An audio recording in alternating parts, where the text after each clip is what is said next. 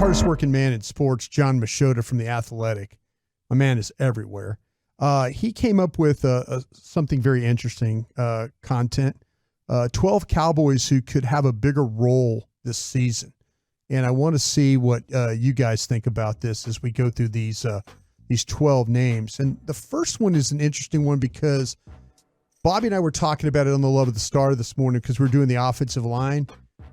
I'm not so sure about where Josh Ball's role is on this offensive line. And John lists him. Well, I think John's doing this in alphabetical order is what he's doing. But he's got Josh Ball. He says Dallas used the 4th round pick on Ball in 2021. He's only played 41 offensive snaps last season after not playing at all his rookie year. I think Josh Ball finds a role as a backup guy on this offensive line. He can't pass protect. He's a serviceable run blocker. He can get some movement. Sure. That's one thing I noticed about him, especially when he had to fill in against Houston.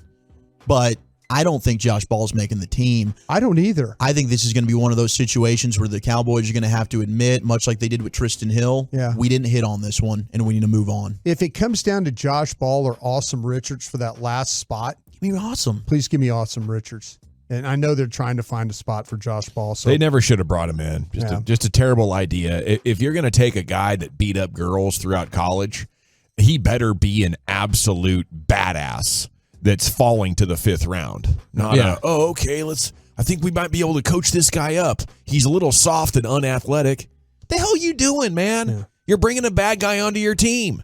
Make sure he is the true alpha, at least, physically and athletically. Damn right. If you've got a player that has that type of off-the-field issues and has been moved out of multiple schools, I'm not taking him unless there's something that's like, this guy's an absolute stud. Yeah. And like Tyreek Hill, you gamble on that. Absolutely. Yeah. Right on that talent.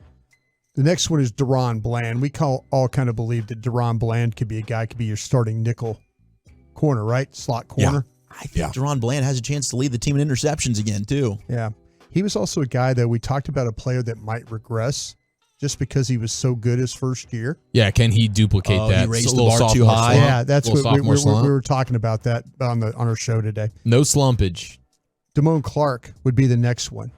He didn't play the Cowboys' first 7 games as he worked his way back from spinal fusion surgery. I think as long as he's in the lineup with Leighton Vander Esch, he's got a shot. But, man, I didn't expect him to play at all last year. And here he is, playing for you. I'm all in on Damone Clark. I think this dude is going to end up being their top linebacker. Not named Micah, but Micah's an edge, in my opinion. So sure. I think Damone Clark, they might move on eventually from Leighton. That contract's kind of year to year. I think Damone Clark's going to be a stud. We're talking about players that could see a significant role.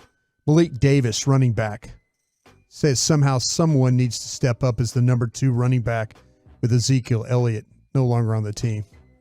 Yeah, and Dak talked about that today. I guess he was in an event at SMU, and they're still working out. Says he's his best friend. They're going to keep pushing each other, and I would not be surprised at all if at some point Zeke sounds like a decent idea for this depth chart. Did Malik Davis do anything for you guys? He does more than what Zeke does for me, that's for sure. But I think Deuce Vaughn will prove to be better than Malik Davis. I think Deuce eventually will be, but I like Malik Davis. Like I'm in the minority here where I think the Cowboys are all right. I think these young guys that they have on their roster behind Tony Pollard, I want to see what they can do, and I think they'll be able to be productive. Simi Fajoko's the next name. 2021 5th-round pick, has only caught 3 passes over the last 2 seasons. This guy, they want him to be the next Noah Brown, right? I could see Cedric Wilson. Big body, can block, and he was running with the ones all OTA and minicamp. So I hope it. I'm rooting for Simi. He's our buddy. So let's go, Simi. Make it happen.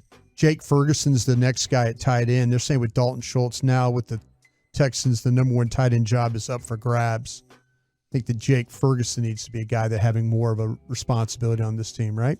I mean, it's cool they can use all 3. I know they have 4 with McEwen as well, but I anticipate that it's going to be a big rotation with guys being fresh and guys taking advantage of matchups. And if I'm going off a game, maybe I play a little bit more, but I like their options. Chauncey Golston would be the next guy. I see him as being that backup to Oso Odighizuwa, the 3 technique. I think he's the one guy that's kind of benefited from AD and Dan Quinn coaching him up. He looks like a legitimate player. Next one is Israel Mukuamu. I think that you talk about a potential breakout player for me. Bobby and I again talked about him this morning because he could play the slot, which we've seen him do. He could play outside, and you can maybe move him to play some safety as well. It's also a contract year. Like that about him. Jalen Tolbert is a name. That's the one that anybody in the scouting community that talked about him positively, we're all kind of holding our breath right now that he doesn't just become a bust. Yeah, I think we just need to wait and see with Tolbert. I think there's talent there, but we need to wait and see if he actually did improve this offseason. We'll get a look at Oxnard. They're selling him hard. Biggest improvement on the team. Best offseason on the team. They're hopeful of that. Dak talked about him today as well. We'll get to that a little bit later on. I think the thing with him is because I saw how competitive he was at South Alabama. You know, man, I think missing all those practices hurt him. I agree. Last year. And now he's kind of caught like, okay, I don't want to go through that again. I don't want to be embarrassed again. I don't want all the questions about me. This guy could have a. Some guys have to be crotch first to play well. You know, that they fuel, they feed off that confidence. That confidence fuels them. And if you can't get it because you're a rookie and you're too busy learning, it's totally understandable. But this year is huge for him. And the last guy that Johnny mentions here is Kavontae Turpin. He says, similar to Fehoko and Tolbert, Turpin should see more chances to make an impact at wide receiver. Those three were the second team group during the offseason practices.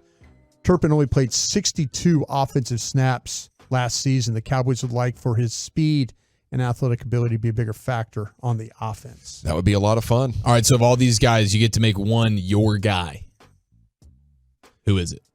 Man, that's a good question. I'm going to go with Israel Mukuamu. Dang it, I wanted him. Okay, I'll take Chauncey Golston then. Dang it, I wanted him too. No, I'm just didn't. kidding. I just wanted Mukuamu. Give me Damone Clark. Ooh, that's a good pick. I'll take Turpin. I think he had a good year anyway. I think he's going to find the end zone a couple more times. Ferguson's still available. Daron right. Blaine's still available. A lot of talent on this team. I mean, I was singing Fergie's praises yesterday, so I'll give somebody else some love today.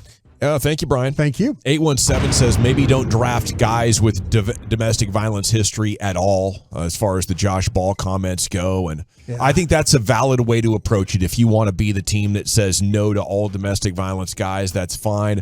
I do think humans are incredibly flawed and they mess up and they need second chances. And if you're super talented and I ran a football team, I would be willing to give you my second chance if I believed in your character.